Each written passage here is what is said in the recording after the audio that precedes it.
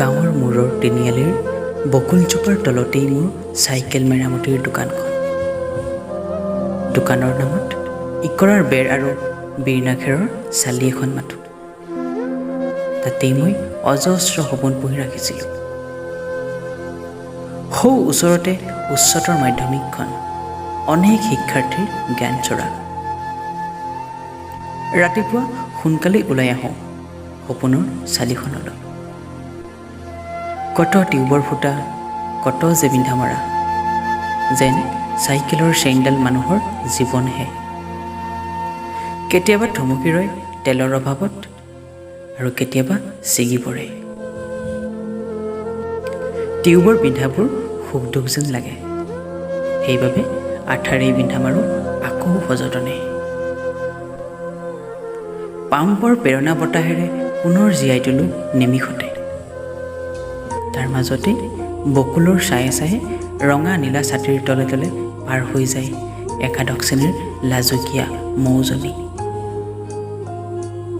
প্ৰায়েই মোৰ দোকানৰ সন্মুখত তাই সেই ক'লা ৰঙৰ চৰকাৰী চাইকেলৰ অভিমানী টিলিঙাটি বজাই যায়।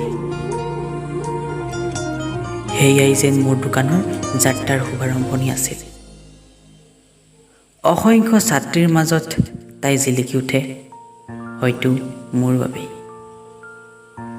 কৰ্মব্যস্তৰ মাজতো দুপৰীয়া টিফিন বেলটো আৰু 3 বজাৰ ছুটীৰ বেলটোলৈ কাণ দিওঁ, মাথো মোৰ বাবে। চাইকেলৰ চকাৰ দৰে সময়ো আগবাঢ়িল আগলৈ। একলা দুকলাকৈ বাঢ়ি অহা 9 জুনটোৰ দৰে ময়ো বাঢ়ি গ'ল লাহে লাহে। হঠাতে এদিন বনাঞ্চল এৰি জনাঞ্চললৈ ওলাই অহা দঁতাল হাতীৰ জাকে ভাঙি থৈ গ'ল মোৰ সপোনৰ পৃথিৱীখন। ময়ো উচ্চতৰ এৰি মহাবিদ্যালয় পালেগৈ। তেতিয়া আৰু সেই চৰকাৰী চাইকেলখন নাই, স্কুটি হ'ল। মৌ হৈয়ে উৰি গ'ল।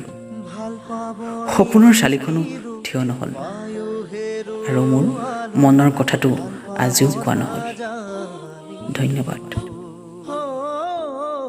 দুখৰে হুমুনিয়া আজি জেলগৰি সেমেকালে দুচকু।